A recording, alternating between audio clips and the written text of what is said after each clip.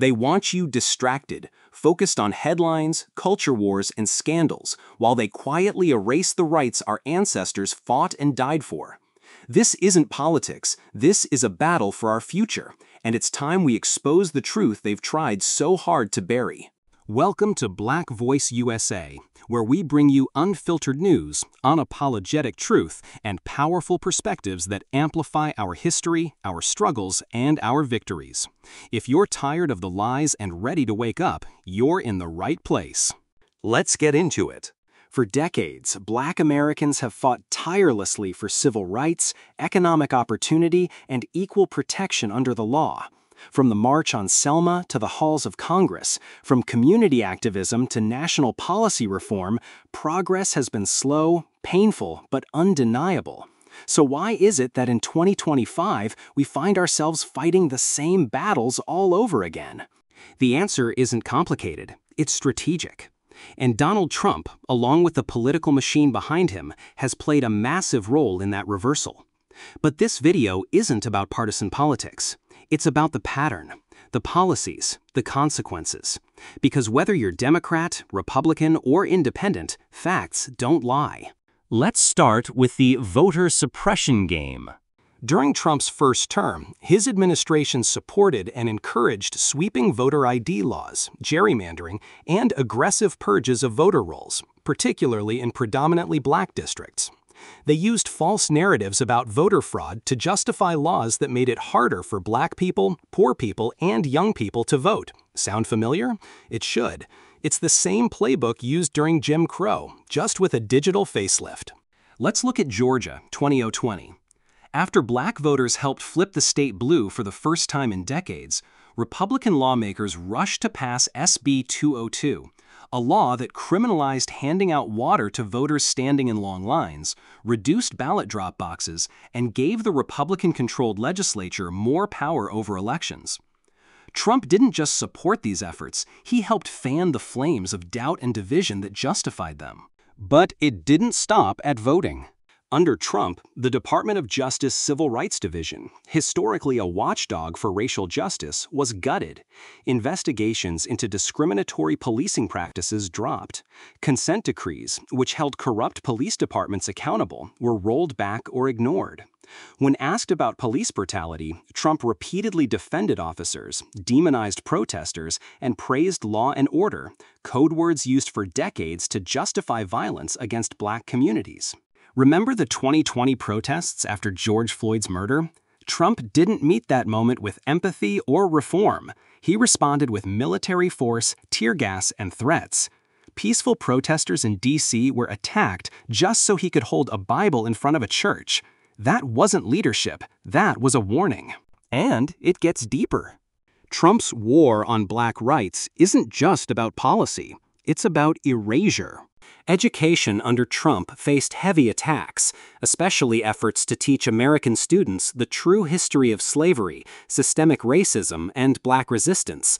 He called it un-American to teach about white privilege and sought to ban critical race theory, a term they twisted and weaponized to silence honest conversations about race in America. Think about that. They don't want your children to know what really happened. Why? Because if you don't know your history, you're easier to control. If you don't know the struggle, you won't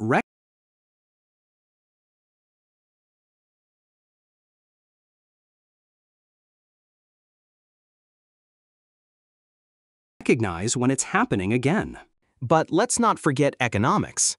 Despite all the boasts about low Black unemployment under Trump, the truth is more complicated. Yes, unemployment dropped nationwide, but that was part of a decade-long trend that started under Obama after the 2008 financial crisis. Trump inherited that progress, then watched it collapse during the pandemic. When COVID hit, Black and brown communities suffered the most. Access to healthcare, job security, housing stability all took massive hits. And how did Trump respond? By downplaying the virus, opposing relief efforts for frontline workers, and ignoring the disproportionate impact on Black families. His administration prioritized billionaires and big corporations, while we buried our loved ones and struggled to keep our homes. Now let's talk criminal justice. Trump's 2018 First Step Act was often used to paint him as a reformer.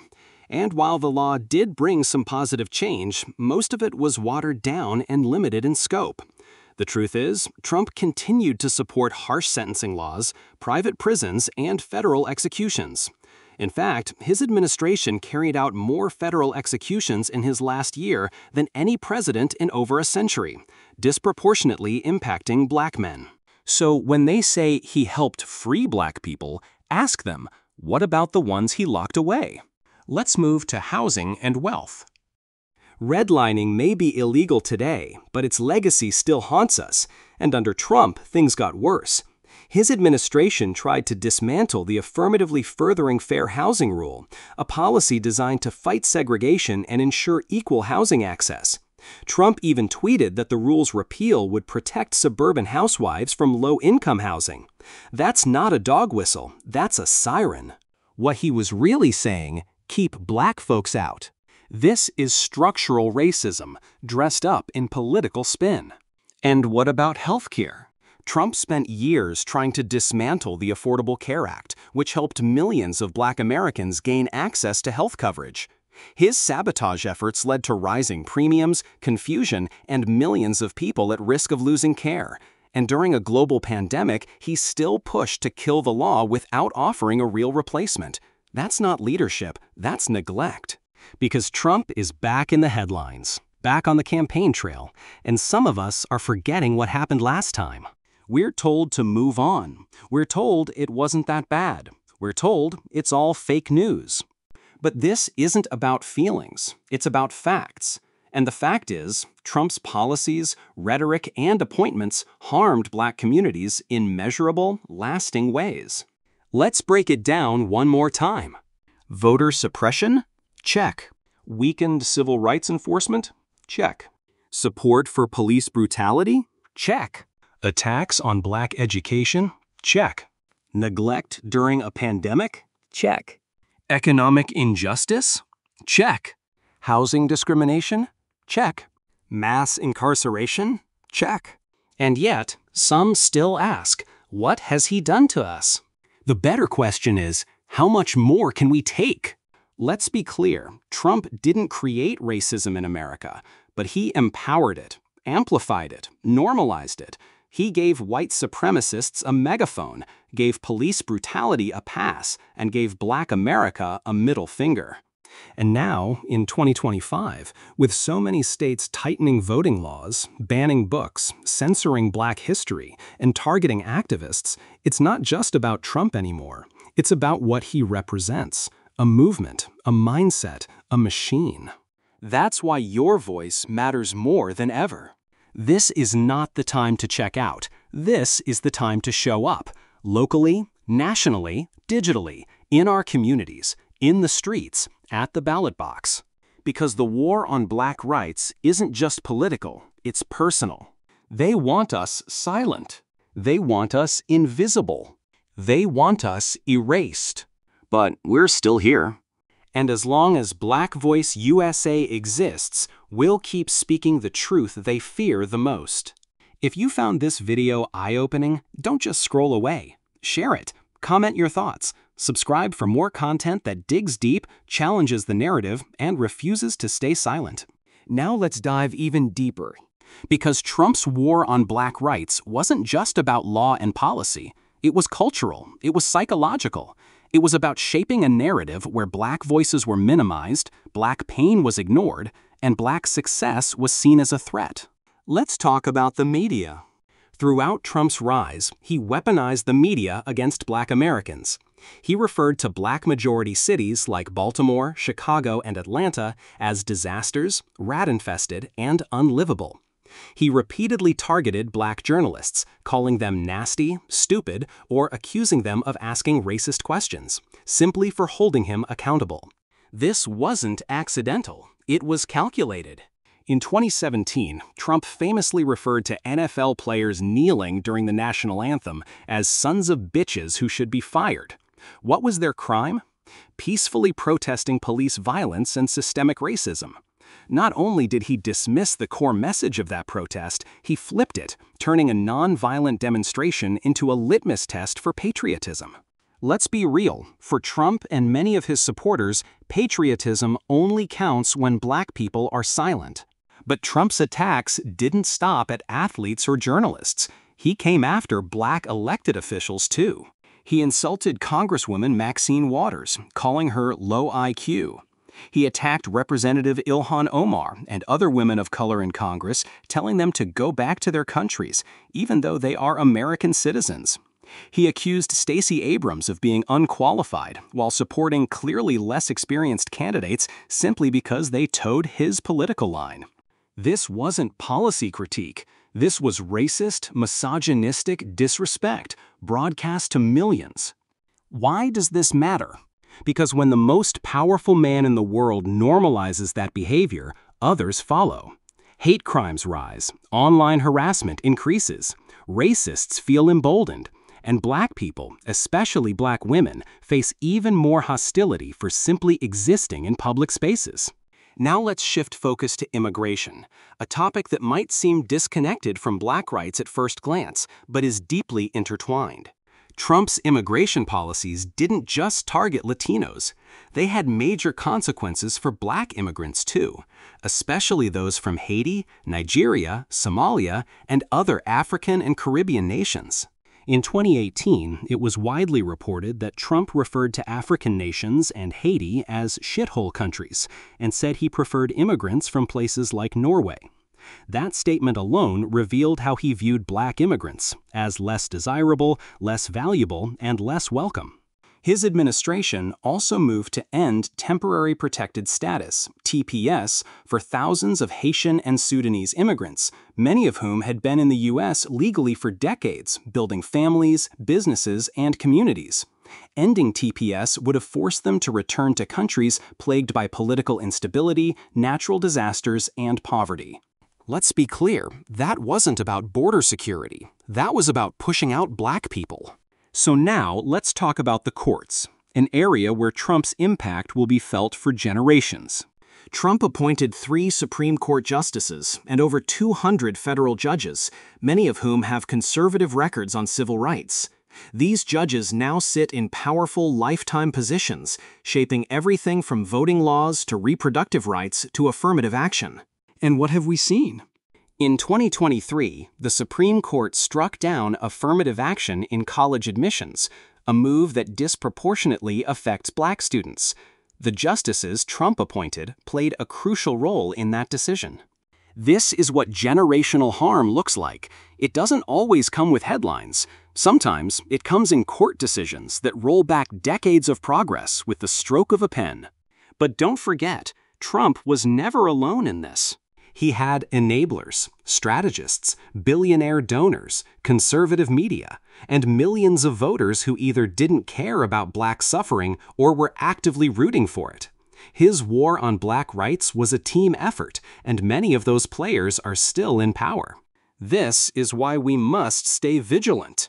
Let's take a moment to talk about education in more detail. Under Trump's Secretary of Education, Betsy DeVos, funding for public schools was slashed while privatization was encouraged. Charter schools and voucher programs were pushed at the expense of underfunded public schools in black neighborhoods. The result? Even fewer resources for black students already facing systemic barriers. And when black and brown students needed mental health resources, updated textbooks, culturally relevant curriculum, or access to technology, this administration gave them standardized tests, punishment, and school police. Add to that the broader assault on woke culture. Under Trump, any mention of systemic racism was ridiculed. He signed an executive order banning diversity and inclusion training for federal agencies and contractors, claiming that it promoted division. He called honest conversations about white supremacy toxic propaganda. In short, he wanted black pain to be invisible. He wanted white guilt to be comforted. But history isn't about comfort, it's about truth, and truth doesn't care about your feelings. Now let's go even deeper into the economy. Trump's 2017 tax cuts were sold as help for working Americans, But in reality, they gave massive breaks to corporations and the wealthy. Meanwhile, Black-owned small businesses struggled to access capital, federal contracts, and emergency relief, especially during COVID-19. When the pandemic hit, millions of Black workers were in frontline roles: healthcare, retail, transportation, risking their lives without hazard pay or proper protection. And when relief packages were handed out, large corporations got theirs first. Black businesses, many were left waiting or denied outright. Let's talk student debt, another issue hitting Black Americans hard. Black students are more likely to take out loans and owe more over time due to systemic wealth gaps. And what did Trump do?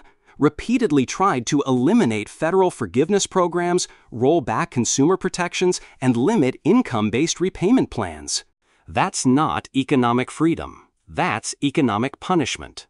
Let's not forget healthcare disparities. The Trump administration repeatedly tried to dismantle the Affordable Care Act, which provided coverage to millions of previously uninsured Black Americans. He weakened Medicaid expansion efforts, supported work requirements that disproportionately impacted low-income communities, and ignored calls for expanding maternal health services, despite Black women being 3 to 4 times more likely to die during childbirth than white women. Let that sink in. In the richest country in the world, Black mothers are dying, and Trump's policies made it worse. This isn't just about politics. This is about survival.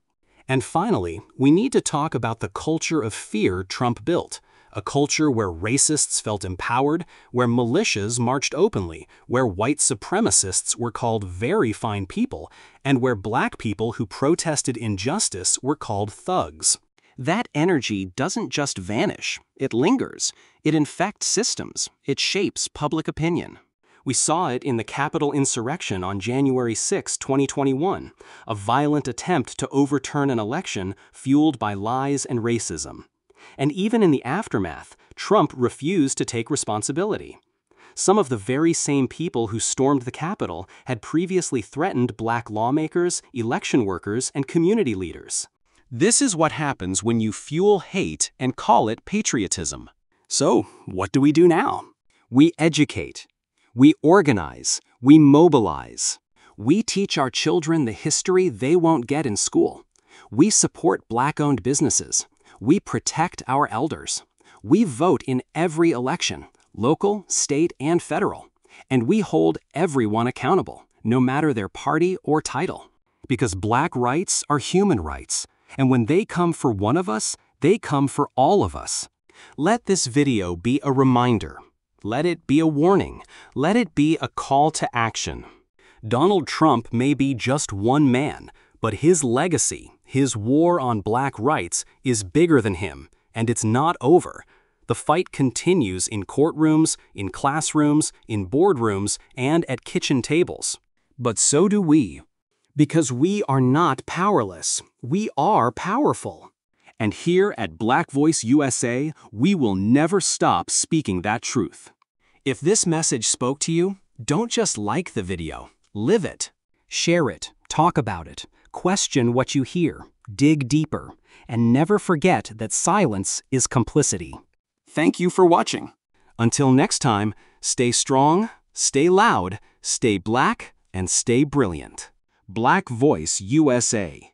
Truth that echoes.